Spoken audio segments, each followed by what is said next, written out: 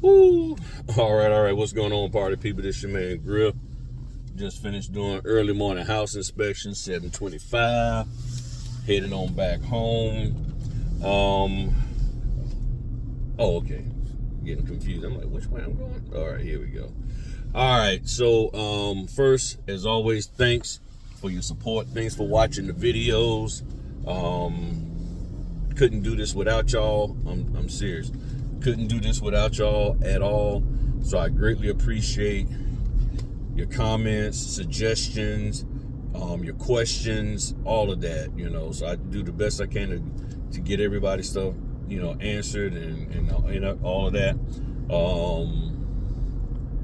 Thank you for hitting the like button and sharing and subscribing. Big dog. And what else? Trying to think.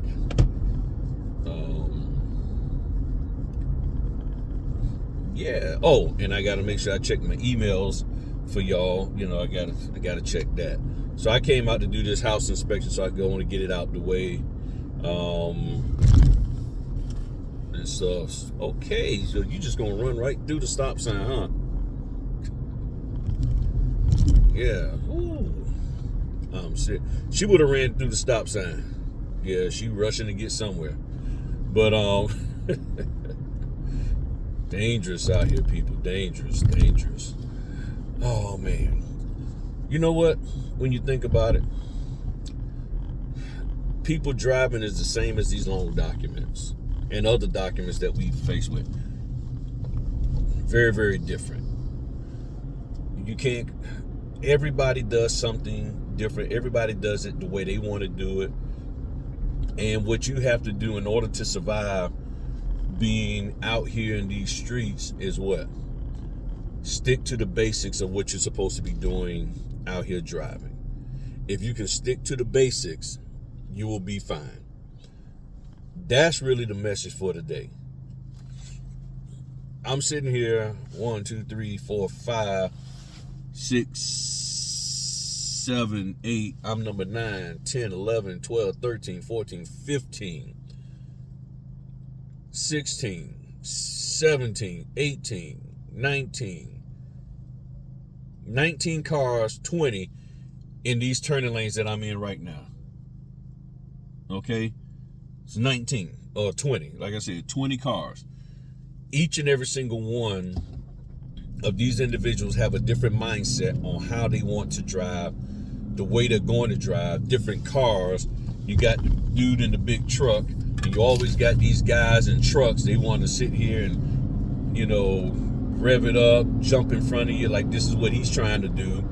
He's in the lane trying to jump over in front of me rather than being in the proper lane and everything. So you have all of that kind of stuff going on. And what you have to do in order to survive this driving out here is what? Stick to the basics. You got to stick to the basics always. If you stick to the basics of proper driving, you will be fine. The problem comes when you get outside of the basics and you start doing stuff that you're not supposed to be doing stuff that somebody taught you to do that might not be legal in your city or state for as the driving laws. But if you stick to the basics, you'll be fine. So if you know you're going to go this way, if you know you need to be in the lane over here to make a turn, ideally way back there you need to get over rather than trying to speed all the way up because there's no traffic over here and then cut over. Same thing with doing the loan documents or any document. Stick to the basics of what we're supposed to be doing as a notary and you'll be fine. But what if they ask me a question? Okay, if they ask you a question, the question then becomes, are you supposed to know the answer? And if you are, per your state guidelines, then have the answer. But if not, then what do? As your state probably has told you, refer them to the person who created the document so they can get the proper clarification. That's what you need to do. And the biggest thing that I've been seeing in the whole time I've been in this business, it's not even something recent. The whole time I've been in this business, the number one issue that most people, and I would say over 80% of the people have, is that they're having a problem dealing with the fact that the closing documents or power of attorney or whatever document they have is not the same as the last person who they dealt that set of documents they dealt with. So they did a closing for one company, and then they're doing another closing for this other company, and they're thrown off because it doesn't, the documents aren't the same. So you've gotten in you condition like you're at a W-2 that the invoice for your company is going to look like this every single time. So no matter who gives you an invoice, you're there in the county, all invoices look the same. So that's what you're expecting, that's what you want, that's what you believe is supposed to happen, that's what you've been told. But in our business, it's not like that. It is not like that. The documents we get from all these various entities will not look the same. They're not going to be the same. And that's the problem. That's the thing that most people have a problem with. They're struggling being able to adapt and flow. Boy, Amazon building something big out here. Being able to adapt and flow with what's in front of them. Every car is different. I'm in a Hyundai Tucson. I was in a Hyundai Santa Fe before. I've been in Chrysler 300s, which is my favorite. Boy, that sun is making it hard to see. Which is my favorite sedan. I'm seeing this Kia. I'm seeing a Honda. I'm seeing a Chevy. All of these got different controls and stuff, and nobody gets into a car with the mindset of, I want every single car that I get into, no matter what it is, I want the dash to look this way. I want the steering wheel to be the exact same. Everything has to be the same. No, you adapt. You buy a new car, you're in a Pinto, you buy a Mercedes, you adapt to the Mercedes. If you have a BMW and then for some reason it gets in a wreck, and then they give you a Chevy Malibu, in order for you to drive, you do what? You adapt. You don't go take a course on that. You don't take a class on that. You don't get mad at the daggone Chevy Malibu people and say, what's wrong with you? Look, I've been in a BMW for the last 15 years, and how dare you put me in a Chevy?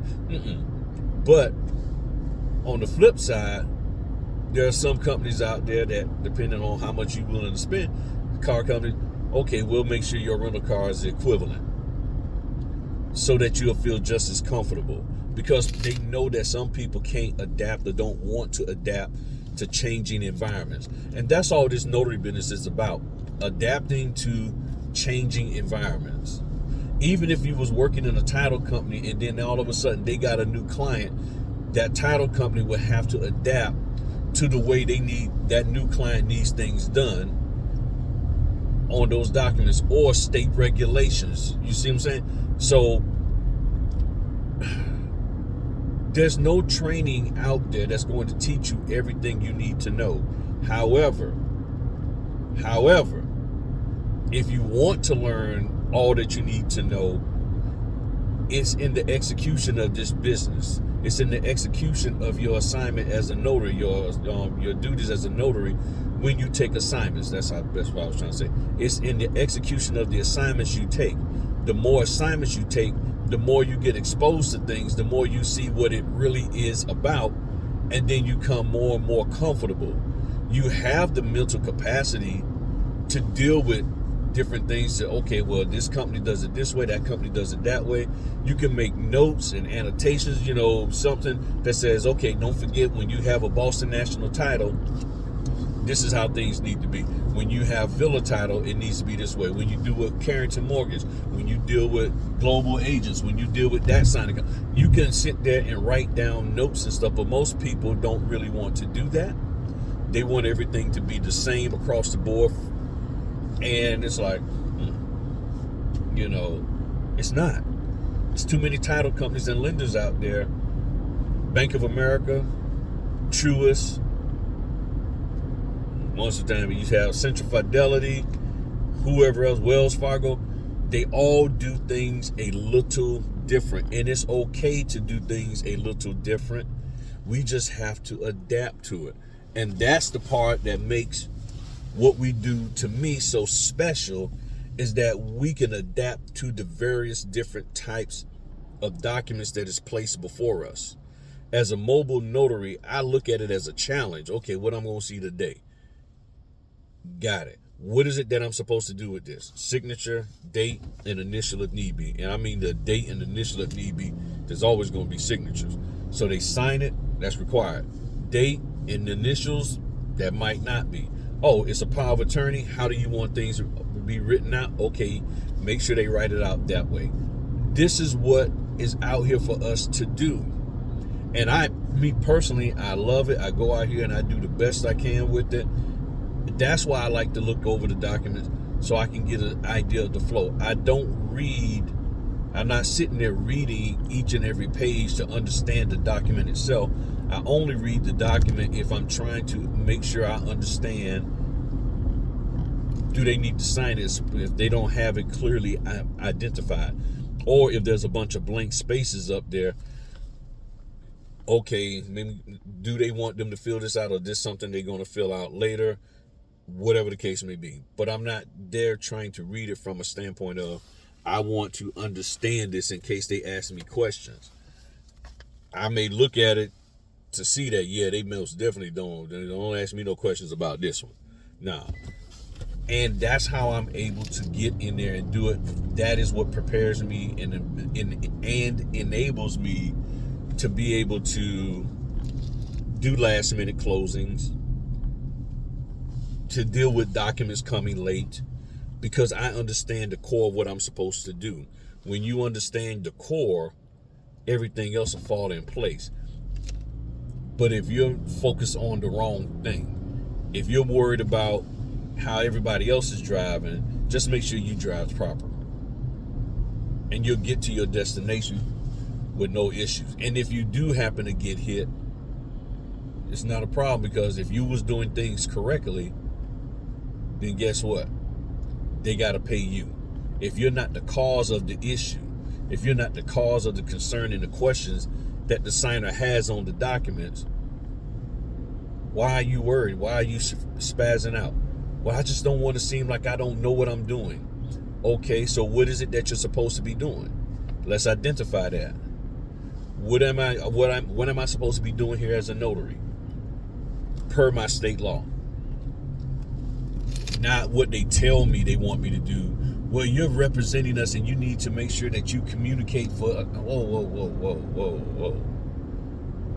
Is that considered giving legal advice? Well, not in our state. Well, in my state it is. Well, other notaries... see, there you go. There's that little thing. Other notaries. No, I can't do that. So this is what it's all about. Well, other people, California roll, other people just blow through the stop sign. No. You stop. Other people just speed through. It says 50 miles an hour and they go through at 80. No.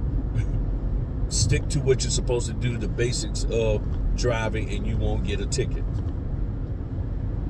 It's that simple. But that's not what we're being taught out here. We're being taught to do the more extravagant stuff, and that more extravagant stuff is confusing notaries, and in a lot of cases getting notaries in trouble.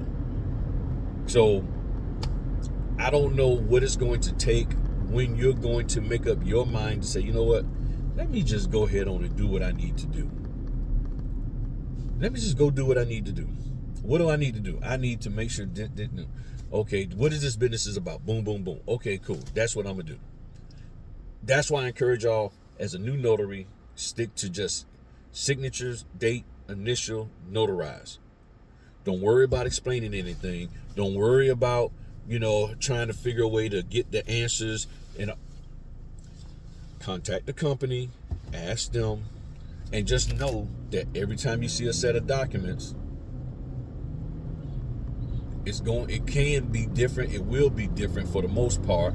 And this is why I don't advocate people spending money on these so-called sample documents, because you done sat there and spent 3 hours a day for 2 months reviewing and reading and practicing with this one set of documents, and then the first time you get an order, the documents don't look nothing like that.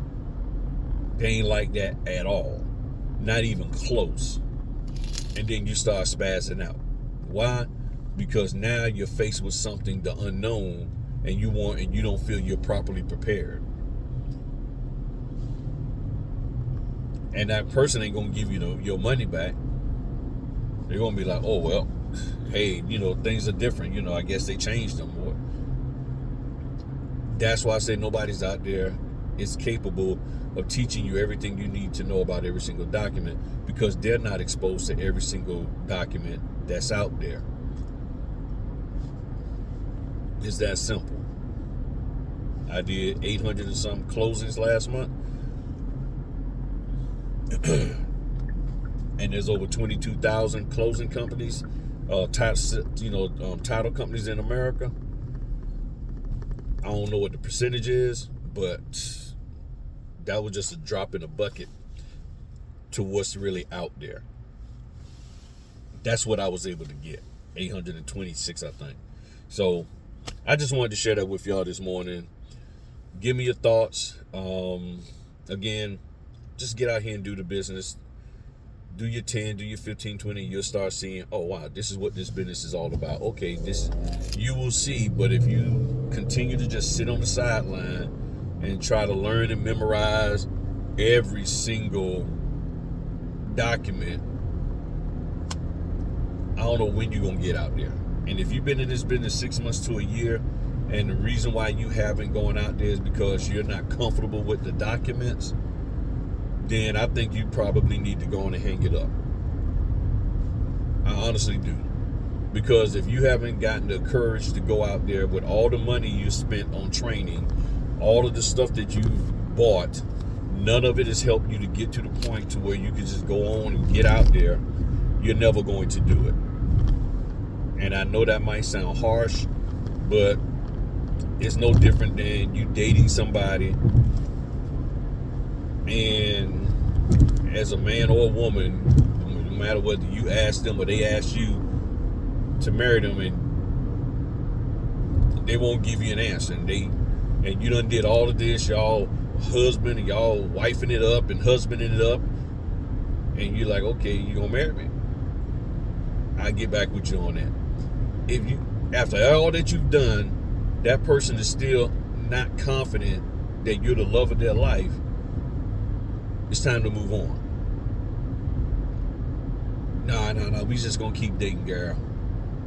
No, I ain't ready to tie myself down, Raekwon. I'm not ready yet. I want to keep my options open. Move on. So if you're not to the point to where you can get out here and do a closing, and you're still nervous and scared and timid, but you're still spending money, let me save you some time and headache. Just go on and pack it up. That's what you need to do. Just go ahead on and pack it up. It's over. You're not going to do this business, because the first time you make the slightest little mistake, you're going to beat yourself up so bad and get down on yourself, and you're going to be so scared that you probably won't go back out there for another year. So save yourself some headache, heartburn, whatever, and just go ahead on and let it go. Just walk away. Just walk away, and you'll be fine. Okay? So y'all have a good one. Talk to y'all later. Peace.